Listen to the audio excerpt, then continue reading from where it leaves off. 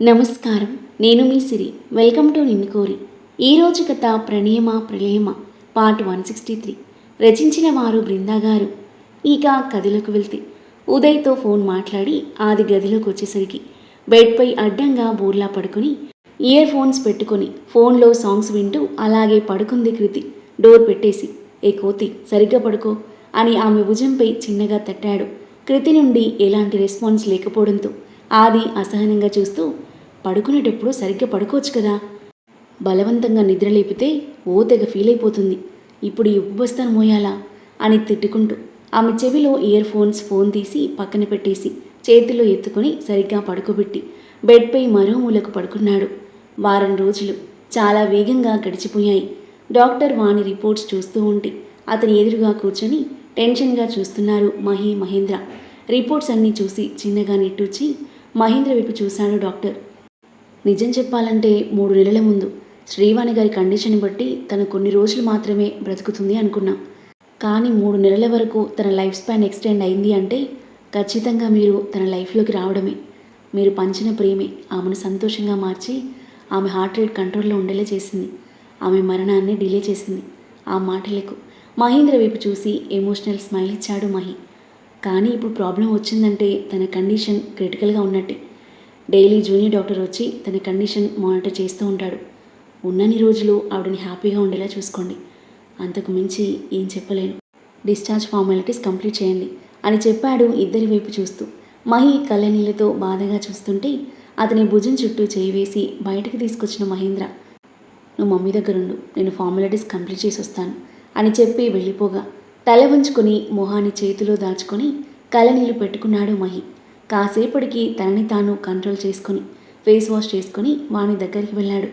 లోపల వర్ణించలేనంత బాధ ఉన్నా బయటికి నార్మల్గా నటిస్తూ, మమ్మీ డాక్టర్ నిన్ను డిశ్చార్జ్ చేస్తామన్నారు, ఎలాంటి ప్రాబ్లం లేదు నీకు ఇప్పుడు అని చిన్నగా నవ్వుతూ చెప్తుంటే వాణి అతని తల నిమిరి సరేనా అన్న అని తలాడించింది.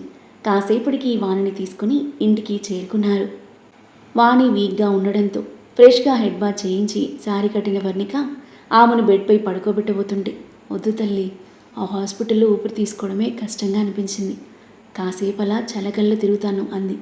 సరే నేను తీసుకెళ్తానురా అంటూ మహేంద్ర లోపలికొచ్చి వాణిని బయటికి తీసుకువెళ్ళగా ఫ్రెష్ అయ్యి అందరికీ కాఫీ అందించి మేరీతో పాటు కిచెన్లో చేరింది వర్ణిక.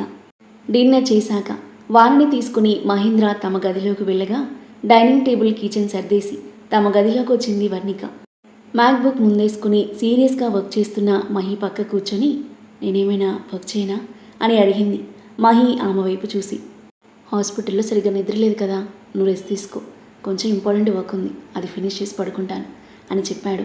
అలాగే అండి, మీకు కూడా సరిగ్గా నిద్రలేదు, త్వరగా వర్క్ కంప్లీట్ చేసి పడుకోండి అని చెప్పి వారు బెడ్పై వాలిపోగా నిద్ర వస్తున్నా కంట్రోల్ చేసుకొని 4 గంటల పాటు అర్జెంట్ పెండింగ్ వర్క్స్ కంప్లీట్ చేసి మ్యాక్బుక్ పక్కన పెట్టాడు మహి. అప్పటికే టైం 2 దాటింది. ఏమండి ఇంకా వర్క్ అయిపోలేదా? మెలకు వచ్చి మత్తుగా కళ్ళు మూస్తూ తెరుస్తూ అడిగింది వర్ణిక.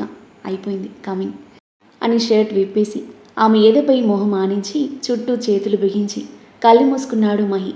వర్ణిక అతని నుదుటిపై ముద్దు పెట్టి తల నిమురుతూ ఉంటే 10 రోజుల నిద్రలేమి టెన్షన్కి కొంచెం ఊరట లభించగా మహి క్షణాల్లోనే నిద్రపోగా అతని చుట్టూ చేతులు వేసి ప్రశాంతంగా పడుకుంది వర్ణిక. మధ్యనైట్ లేచి సూపర్ యాక్టివ్గా ఆడుతున్న బాబుని నిద్ర మానుకుని ఆడిస్తూ జాగారం చేసి కొడుకును పొట్ట మీదేసుకొని తెల్లవారి 4 గంటలు పడుకున్న అభికి 6 గంటలకు అలారం మోగుతున్నా వినిపించలేదు. ఆ సౌండ్కి మేల్కొన్నారు. అలారం ఆఫ్ చేసి వాళ్ళిద్దరి వైపు చూసింది.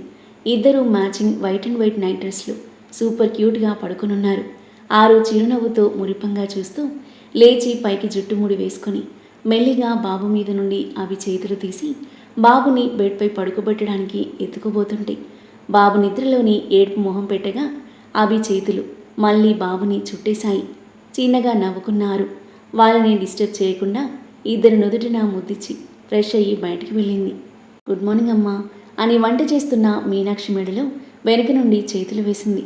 నేను కిచెన్లోకి రావద్దని ఎన్నిసార్లు చెప్పాలి, నీకు మంటసెగ తగలడం మంచిది కాదు, వెళ్ళక్కడ కూర్చో అని చెప్పడంతో సరేలే అని తనని విడిచి చైర్లో కూర్చుంది.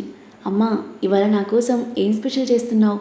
బీరకాయ ఫ్రై తోటకూర అనగానే ఆరు మొహం ముడుచుకుని చూస్తూ, అమ్మా, రోజు అవే ఆకులు అలములు తినాలా నేను? స్పైసీగా చికెన్ ఫ్రై చేయొచ్చు కదా. మీనాక్షి ఆరుని తేరిపారా చూసి, కొన్ని రోజులు నీ స్పైసీ మసాలాలకు దూరంగా ఉండాలి. నైట్కి మటన్ కీమా చేస్తున్నా.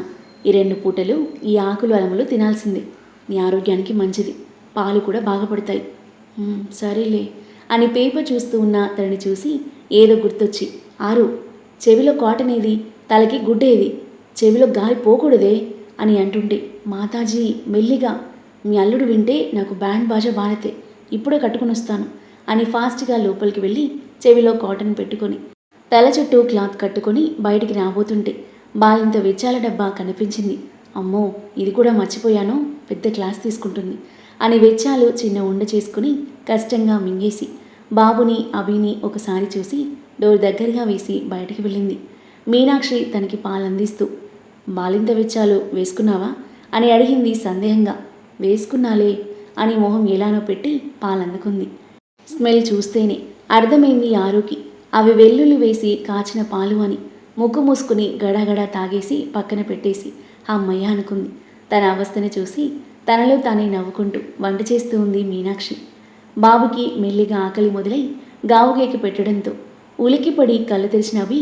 ఆకలిస్తుందా కన్నయ్య, ఆరు అని పిలిచేలోపే ముందు ప్రత్యక్షమైంది ఆరు. బాబుని తీసుకుని మీరు కాసేపు పడుకోండి అని బెడ్పై కూర్చొని పాలు పడుతూ ఉంది.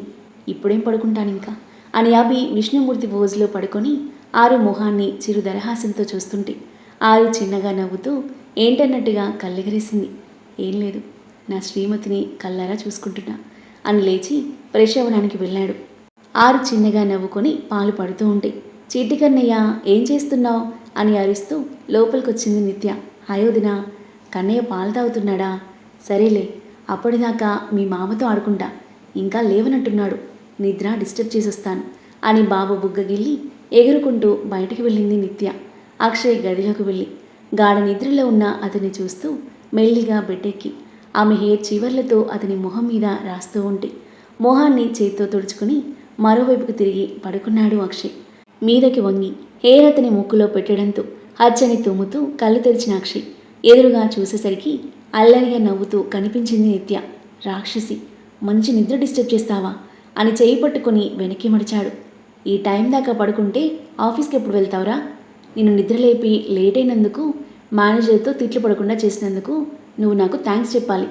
అక్షయ్ ఆమె తల మీద ఒక్కటి పీకి, ఈరోజు సండేనే మెంటల్ అన్నాడు.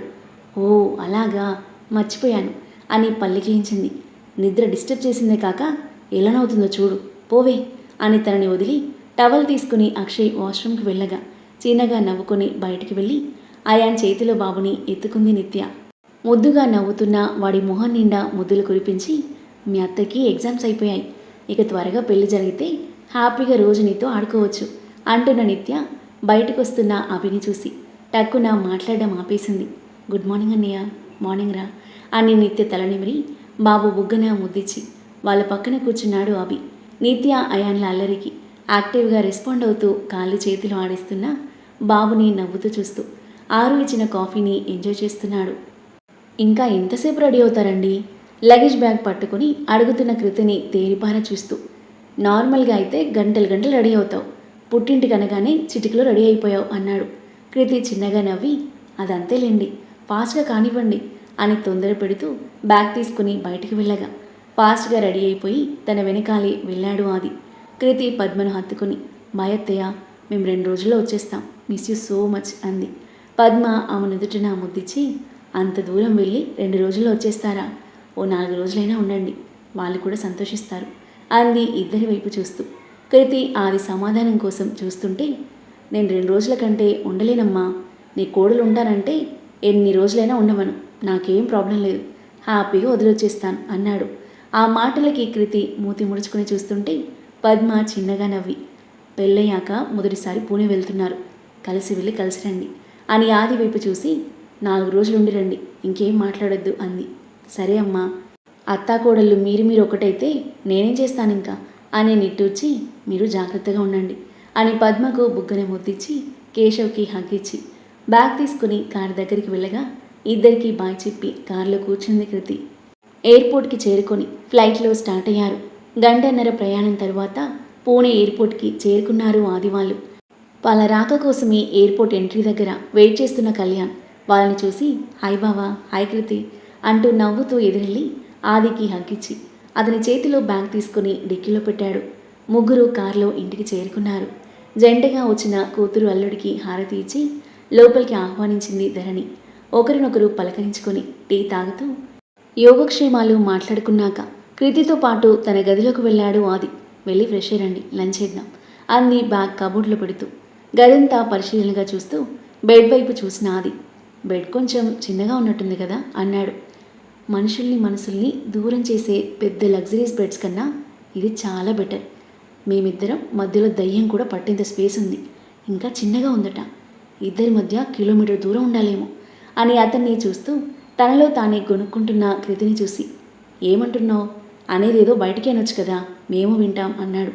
ఏం లేదులేండి అని మూత తిప్పుకొని బెడ్పై కూర్చుంది.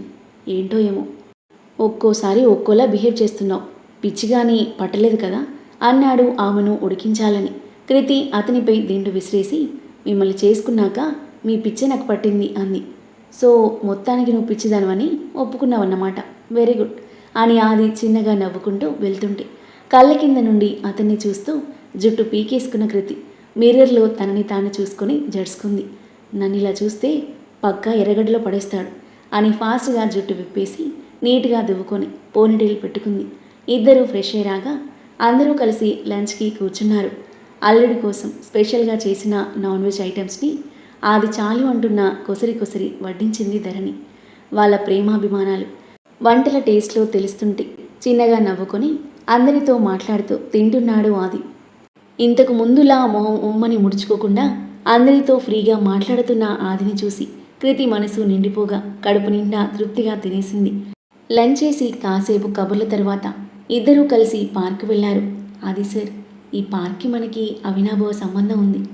మీకు నాకు మధ్య కమ్యూనికేషన్ పెరగడానికి ఇదే కదా కారణం అని తను వాళ్ళతో ఫస్ట్ పార్క్ వచ్చి క్రికెట్ ఆడినప్పటి నుండి చివరగా పొదల చాటు ఫన్నీ సీన్ వరకు గుర్తు చేసుకొని సరదాగా నవ్వుకుంటూ వాకింగ్ చేస్తున్నారు. చీకటి పడే వరకు ఆ చల్లటి గాలిలో టైం స్పెండ్ చేసి ఇంటికి చేరుకున్నారు. బావా వచ్చేసారా, టెర్రస్ పైకి వెళ్దాం పదండి, డాడీ అక్కడే ఉన్నారు అని కళ్యాణ్ ఆదిని తీసుకెళ్తుంటే కృతి చికెన్ ఫ్రై చేస్తున్న వైషు దగ్గరకు వచ్చి వీళ్ళు పైన ఏం చేస్తున్నారు వదినా అని అడిగింది. డ్రింక్ తీసుకుంటున్నారు, ఇవి వాళ్ళకిచ్చిరా అని 3 బౌల్స్లో చికెన్ ఫ్రై పెట్టి ట్రే కృతి చేతికి ఇచ్చింది. అంటే ఇప్పుడు ఆయన కూడా డ్రింక్ చేస్తారా ఏంటి? టెన్షన్తో పరిగెత్తుకుంటూ పైకి వెళ్ళింది కృతి.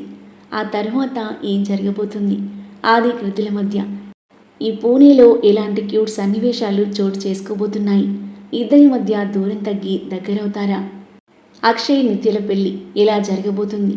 అద్భుతమైన కథనంతో ఊహించని ట్విస్ట్లతో క్యూట్ రొమాంటిక్ సీన్లతో ఇంట్రెస్టింగ్గా సాగి ఈ కథ యొక్క నెక్స్ట్ ఎపిసోడ్ కోసం మన నెక్స్ట్ వీడియో చూడండి. కథ నచ్చితే లైక్ చేసి కామెంట్ చేయండి. ఇంకా ఇలాంటి ఇంట్రెస్టింగ్ స్టోరీస్ కోసం మన ఛానల్ని సబ్స్క్రైబ్ చేయండి. Thank you for listening.